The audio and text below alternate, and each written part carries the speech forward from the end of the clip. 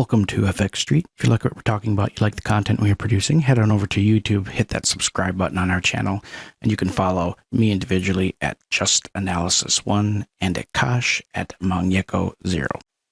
Taking a look here at Bitcoin, Bitcoin is attempting to form a bottom down here in that 38 and 38.5K zone. It's confirmed an ideal bearish Ichimoku breakout. That's the first time that's happened since we'd have to go back to December 4th. And it's only the second time that that's occurred since back in May of 2021. So, these don't happen often, and when they do, they typically trigger some big sell-offs. The issue here is that there hasn't been a lot of follow-through. So it was confirmed on Saturday, and then he had Sunday, broke down lower, and then Monday, it stopped right on the bottom of this bear flag, and now we're seeing it drive up a little bit. But it could move a lot lower. If it has a daily close around 37K or lower, that would put it below the bear flag. It would still be an ideal bearish Ichimoku breakout, and then the next zone that it would probably test is that 618 fib expansion at 30,400. That would be the next projected low zone, and that's getting close to, where the 2021 lows are at. And so it's very possible that you could break down below and get into some pretty ugly zones. I mean, we're already below where Bitcoin was at a year ago, so just keep that in mind.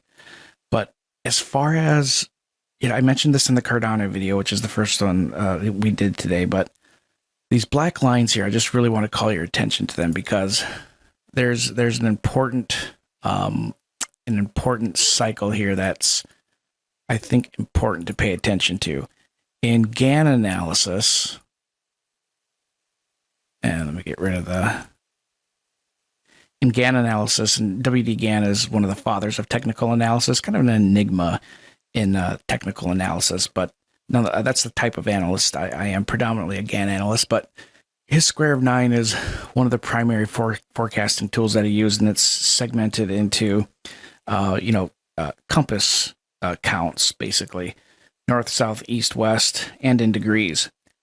And you'll notice that the 4 dominant angles are 0 or 360 degrees, 90, 180, and 270. They also have corresponding dates, the natural dates: March 21st, June 21st, September 23rd, December 22nd. If they sound familiar, they should, because that's when spring, summer, fall, and winter begin. Now, across every single financial instrument, especially in some commodities like grain and ag commodities, these seasonal dates trigger some important, you often find the market, I should say the dates don't, but you'll often find markets at important swing highs and lows. And when you look at the historical behavior of Bitcoin on the 21st of March, what you typically see is, and there's not a lot of data to go off of because Bitcoin's, barely 10 years old.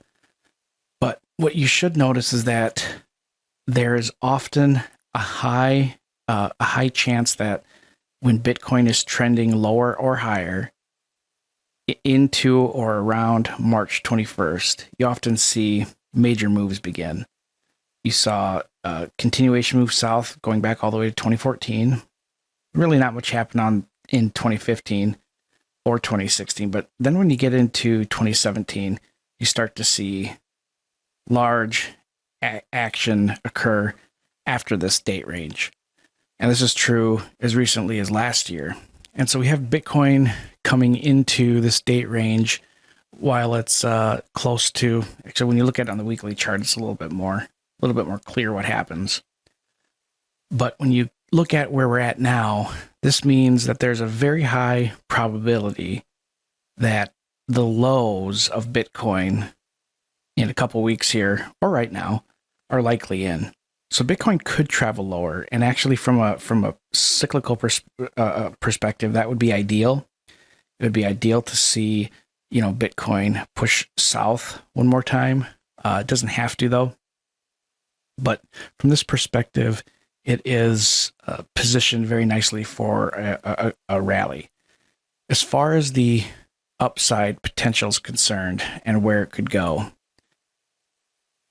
on the weekly chart, I would, unless something happens broadly with the Russia Ukraine war going on, I think we'll continue to see a lot of risk aversion, and that includes, most importantly, cryptocurrencies are the most risky of risk-on assets. So Bitcoin's upside potential is likely limited to the top of the Ichimoku cloud at 44.4K. Downside potential, unless something crazy happens, the bottom of the cloud is acted as its primary support zone at 37.7K. So that's what I would expect to see that continue. But so for right now, not much of a change at all. We're inside the cloud. Expect a lot of chop until there's people are happy to go into risky assets again. But that does it for me on Bitcoin. Thank you everyone for watching. Please don't forget to like, comment, and subscribe.